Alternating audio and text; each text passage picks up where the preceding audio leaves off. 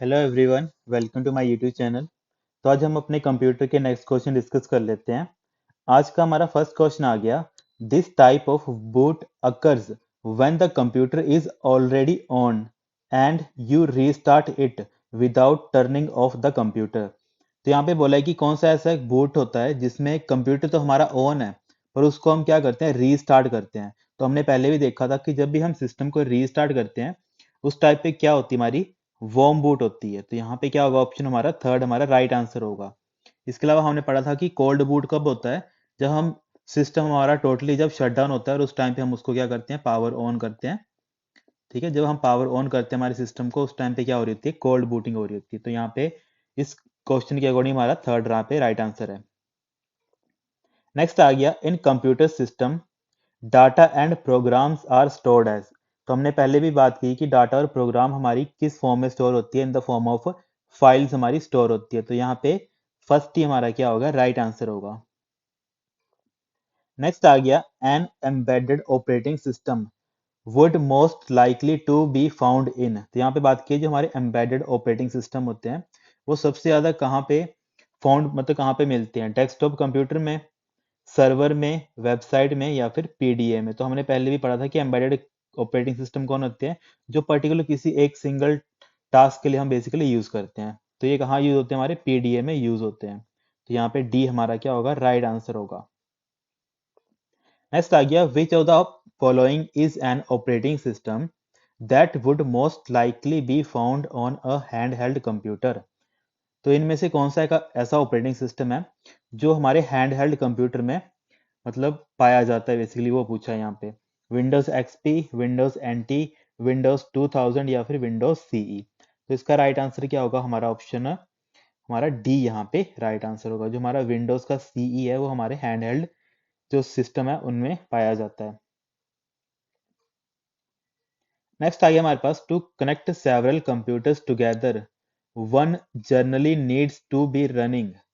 अगर हमें several computers को एक साथ कनेक्ट करना है तो हमें क्या करना पड़ेगा, कौन से ऑपरेटिंग सिस्टम के साथ उसको कनेक्ट करवाना पड़ेगा, नेटवर्क के साथ, इंटरनेट के साथ, स्टैंड अलोन के साथ या फिर एम्बेडेड के साथ। तो हमें पता है कि जब भी हमें सेवरल कंप्यूटर को आपस में कनेक्ट करवाना पड़ेगा तो हमें उसको किसके साथ करवाना, कनेक्ट करना पड़ेगा, नेटवर्क के साथ, मतलब नेटवर्क ऑपरेटिंग सिस्टम के साथ। इसको शॉर्ट में क्या बोलते हैं, NOS, network operating system. Next आ गया, popular network operating system include all of the following except. हमें बात की कि यहाँ पे पॉपुलर जो नेटवर्किंग ऑपरेटिंग सिस्टम है वो इंक्लूड करते हैं हर चीज को एक्सेप्ट नेटवेयर को, Windows NT server, Windows XP server या माइक्रोसॉफ्ट डोस। तो यहाँ पे राइट आंसर क्या होगा, ऑप्शन हमारा डी यहाँ पे राइट आंसर होगा। नेक्स्ट आ गया फिर हमारा, Windows and Macintosh are generally considered to be fill in the blanks operating system. तो जो हमारे विंडोज और मैकिन्टोश है ये किस तरीके के ऑपरेटिंग सिस्टम है हमारे, नेटवर्क, स्टैंड अलोन, एम्बेडेड या फिर डोस। तो इसका राइट आंसर क्या होगा, ये हमारे स्टैंड अलोन ऑपरेटिंग सिस्टम्स होते हैं। तो यहाँ पे बी हमारा राइट आंसर होगा। नेक्स्ट आ गया, operating system that are owned and licensed by a corporation are called. तो जो हमारे ऑपरेटिंग सिस्टम होते हैं जिनको कोई ओन करता है और उसका क्या होता है, लाइसेंस भी होता है किसी कॉर्पोरेशन के पास, उसको हम क्या बोलते हैं, प्रोप्राइटरी ऑपरेटिंग सिस्टम। तो यहाँ पे हमारा फर्स्ट ही क्या होगा, हमारा राइट आंसर होगा। नेक्स्ट आ गया, the objective of these operating system is to encourage individual to use, improve and modify the program. तो ऐसे कौन से ऑपरेटिंग सिस्टम होते हैं जिसकी हेल्प से किसी इंडिविजुअल के पास राइट होता है कि वो उसको यूज करे, उसको इम्प्रूव करे और उसके प्रोग्राम को अपडेट भी कर पाए, मॉडिफाई भी कर पाए। तो ऐसे कौन से होते हैं हमारे पास, नॉन प्रोप्राइटरी सॉफ्टवेयर, है ना। हमने पहले बताया प्रोप्राइटरी सॉफ्टवेयर की लाइसेंस चाहिए होता है बेसिकली, और वो किसी इंडिविजुअल या फिर किसी कंपनी को बिलोंग करता है। पर ऐसे ऑपरेटिंग सिस्टम भी होते हैं जिनके लिए ना ही तो हमें लाइसेंस की जरूरत है पर उसको हम यूज कर सकते हैं और उसको साथ में उसमें इंप्रूवमेंट भी कर सकते हैं और उसके प्रोग्राम्स को मॉडिफाई भी कर सकते हैं। तो ऐसे कौन से होते हैं हमारे पास, नॉन प्रोप्राइटरी सॉफ्टवेयर। नेक्स्ट आ गया हमारे पास, the operating system is an example of open source program. Operating system इनमें से बताना कि कौन सा एग्जांपल है जो ओपन सोर्स प्रोग्राम के अंडर आता है, लिनक्स, विंडोज एक्सपी, मैकिन्टोश या फिर यूनिक्स। तो हमें पता है ओपन सोर्स हमारा कौन सा है यहाँ पे, लिनक्स हमारा। ओपन सोर्स है, तो यहाँ पे क्या होगा, फर्स्ट हमारा राइट आंसर होगा। ठीक है, लिनक्स का ये बार पूछ लेते हैं, लिनक्स को किसने बनाया है, लिनस।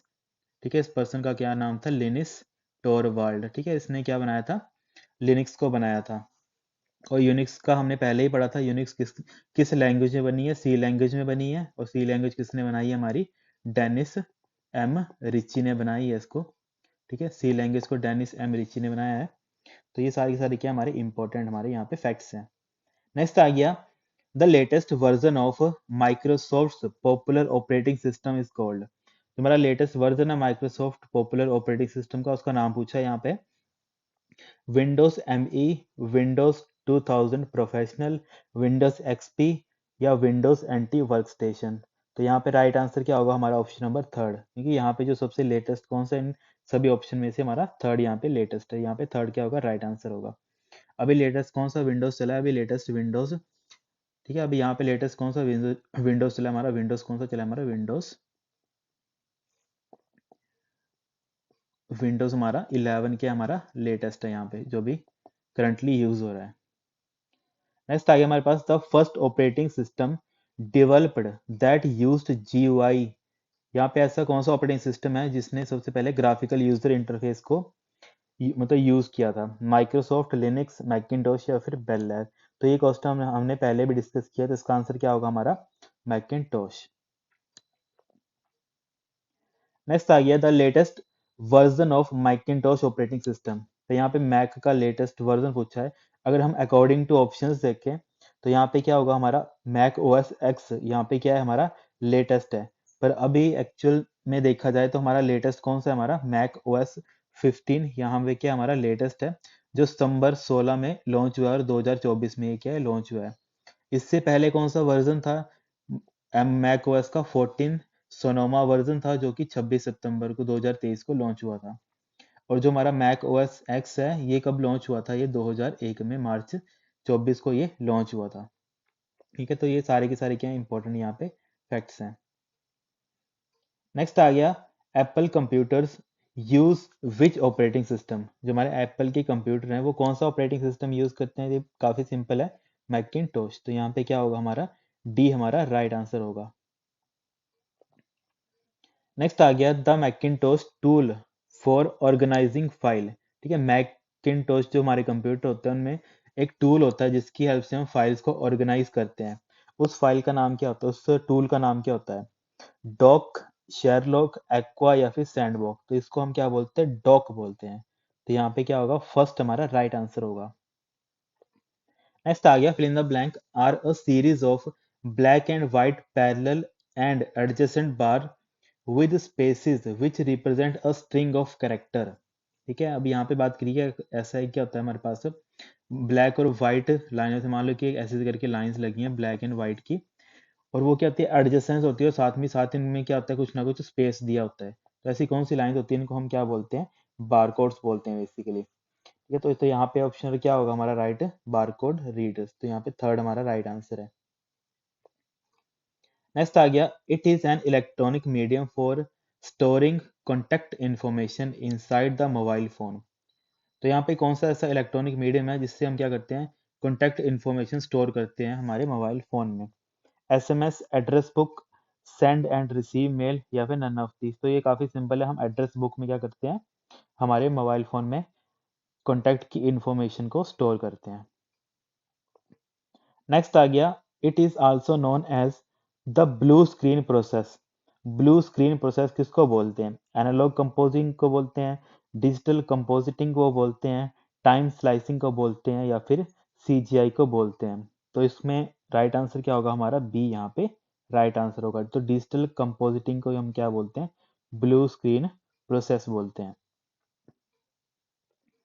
नेक्स्ट आ गया, the storage and rapid access to electronic medical record and its instant transmission over the internet in large amount. इस चीज को हम क्या बोलते हैं, टेली कंसल्टिंग बोलते हैं। तो यहाँ पे क्या होगा, फर्स्ट ही हमारा राइट आंसर होगा।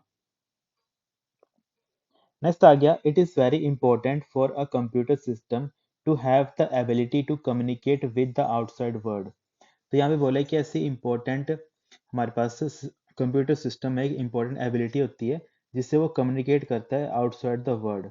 जब भी हम आउटसाइड द वर्ल्ड बात करते हैं, इसका मतलब क्या है कि हम डाटा को सेंड कर सकते हैं, रिसीव कर सकते हैं या फिर इंफॉर्मेशन ले सकते हैं। तो यहाँ पे क्या होगा, हमारा डी हमारा राइट आंसर होगा। अब कम्युनिकेट का मतलब ही क्या होता है कि हम किसी को डाटा सेंड भी कर सकते हैं और उससे डाटा रिसीव भी कर सकते हैं। और जो भी डाटा सेंड और रिसीव हो रहा है वो क्या होती है, एक तरीके की इंफॉर्मेशन होती है। तो यहाँ पे क्या होगा, हमारा डी हमारा राइट आंसर होगा। नेक्स्ट आ गया, programs and data must be entered into the computer's memory for. जो हमारी प्रोग्राम और डाटा होती हैं, उनको सबसे पहले कहाँ एंटर होना होता है, जब भी हम कंप्यूटर मेमोरी के एस्पेक्ट में बात करते हैं। इसको क्या बोलते हैं, प्रोसेसिंग बोलते हैं, रिजल्ट्स बोलते हैं, कैलकुलेशन बोलते हैं या फिर फीडबैक बोलते हैं।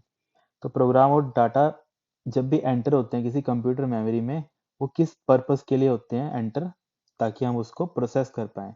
तो यहाँ पे फर्स्ट ही हमारा राइट आंसर होगा, प्रोसेसिंग हमारा राइट आंसर होगा। नेक्स्ट आ गया, nibble is a set of. हमने कल भी डिस्कस किया था कि निब्बल क्या होता है, हमारे पास सेट ऑफ 4 बिट्स होता है, ठीक है। और हमारा बाइट कितने का होता है, हमारा बाइट हमारा 8 बिट्स का होता है। नेक्स्ट आ गया, devices that provide backup storage are called. जो हमारे ऐसी डिवाइस होती है जो बैकअप स्टोरेज के लिए हम एज ए यूज करते हैं, तो उनको क्या बोलते हैं हम, सेकेंडरी मेमोरी या फिर ऑक्सिलरी मेमोरी। तो यहाँ पे हमारा थर्ड ही क्या होगा, राइट आंसर होगा। फिर हमारा नेक्स्ट क्वेश्चन आ गया, बीसीडी कैन रिप्रेजेंट ओनली। जो हमारा बाइनरी कोडेड डेसिमल होता है, वो कितने कैरेक्टर को रिप्रेजेंट कर देता है, ओनली, ठीक है। तो यहाँ पे ऑप्शन दे रखा है 24, 54, 34 या फिर 64। तो यहाँ पे क्या हमारा ऑप्शन डी हमारा यहाँ पे राइट आंसर होगा। तो बीसीडी कितने रिप्रेजेंट कर सकता है, 64 डिस्टिंक्ट कैरेक्टर को रिप्रेजेंट कर सकता है। नेक्स्ट आ गया हमारे पास, the heart and the brain of a computer is. Heart और ब्रेन ऑफ कंप्यूटर हम किसको बोलते हैं, सीपीयू को बोलते हैं, मदरबोर्ड को बोलते हैं, हार्ड डिस्क ड्राइव को बोलते हैं या फिर मॉनिटर को बोलते हैं। तो किसको बोलते हैं हम, सीपीयू को बोलते हैं। तो फर्स्ट हमारा राइट आंसर होगा। नेक्स्ट आ गया, which of the following refers to loading two or more program in the computer main memory and executing them concurrently. यहाँ पे बोला है कि एग्जांपल ले लेते हैं। फॉर एग्जांपल अगर ये हम मोबाइल के पर्सपेक्ट में भी देखें, फॉर एग्जांपल मेरे पास कोई एक मोबाइल है, उसमें 4-5 एप्लीकेशंस हैं। तो मैंने मान लो एक टाइम पे उस स्क्रीन को स्प्लिट किया, 2 भागों में उसको डिवाइड कर दिया। ऊपर मैं यूज कर रहा हूँ, मान लो व्हाट्सएप यूज कर रहा हूँ ऊपर, और नीचे मैंने यूट्यूब ओपन किया है। तो जब ये दो चीजें आपस में एक ही टाइम पे रन हो रही होती हैं, बस वही चीज पूछी है कि 2 प्रोग्राम है साइमल्टेनियसली एक ही टाइम पे कनकरेंटली वो एग्जीक्यूट हो रहे हैं या फिर रन हो रहे हैं। तो उस टाइम पे इस चीज को हम क्या बोलते हैं, इस चीज को हम बोलते हैं मल्टी, ऑप्शन में दे रखा है जैसे multitasking, multi programming, time sharing या फिर बैच प्रोसेसिंग। तो इस चीज को हम क्या बोलते हैं, मल्टी प्रोग्रामिंग। तो यहाँ पे हमारा सेकंड होगा राइट आंसर।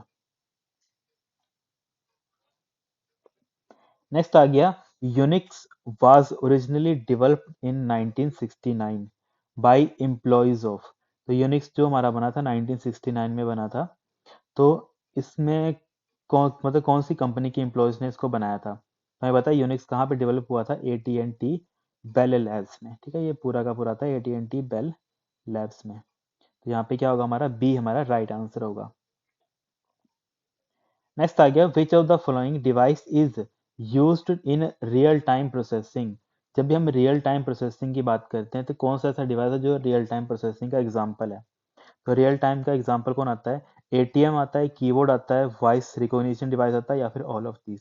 तो रियल टाइम में जैसे मतलब, जब भी हमें रियल टाइम का मतलब ये होता है कि जब हमें जरूरत होती है तभी वो अपना काम उस टाइम पे कर देते हैं। तो इसमें ये सारे के सारे क्या है, हमारे ऑप्शन राइट हैं। तो यहाँ पे हमारा डी हमारा राइट आंसर होगा। फिर नेक्स्ट क्वेश्चन आ गया हमारे पास, the ability of the CPU to serve many user connected it through network is called. मतलब हमारे सीपीयू की एबिलिटी होती है कि वो मल्टीपल यूजर जो आपस में कनेक्टेड होते हैं, उनको आपस में कनेक्ट करने का काम करता है with the help of network. इस चीज को हम क्या बोलते हैं, टाइम शेयरिंग बोलते हैं, नेटवर्किंग बोलते हैं, मल्टीटास्किंग बोलते हैं या फिर मल्टी प्रोग्रामिंग बोलते हैं। तो इसको हम क्या बोलते हैं, टाइम शेयरिंग। अब इसका एग्जाम्पल क्या आ गया, मान लो एक कंप्यूटर सिस्टम है हमारे पास, उसको सर्वर मान लेते हैं, ठीक है, एग्जाम्पल के लिए, क्योंकि सर्वर भी एक सिस्टम ही होता है, कंप्यूटर ही होता है। और यहाँ पे मल्टीपल कोई पर्सन हैं, ए पर्सन, बी पर्सन और सी पर्सन, ठीक है, A B C पर्सन है। इन तीनों को इसी सर्वर से काम है और उसी टाइम पे उन्होंने रिक्वेस्ट भेज दी, तो सर्वर उनको क्या करेगा, उनको कुछ कुछ टाइम अलॉट कर देगा। ए को बोलेगा पहले 2 मिनट तू काम कर ले, उसके अगले 2 मिनट बी काम कर ले और उसके अगले 2 मिनट सी काम कर ले, ठीक है। और मान लो कि इन इन सभी को 10-10 मिनट काम करना है, तो पहले 2 मिनट इसको मिलेंगे, फिर ए को वेट करना पड़ेगा, फिर अगले 2 मिनट बी को मिलेंगे, फिर बी को वेट करना पड़ेगा, फिर अगले 3 मिनट, फिर अगले 2 मिनट सी को मिलेंगे, फिर सी को वेट करना पड़ेगा, फिर ऐसे करके क्या होगा, इसी चीज को हम क्या बोलते हैं, टाइम शेयरिंग बोलते हैं, कि जो टाइम है वो आपस में क्या हो रहा है, सभी को शेयर हो रहा है। ठीक है guys, thank you so much.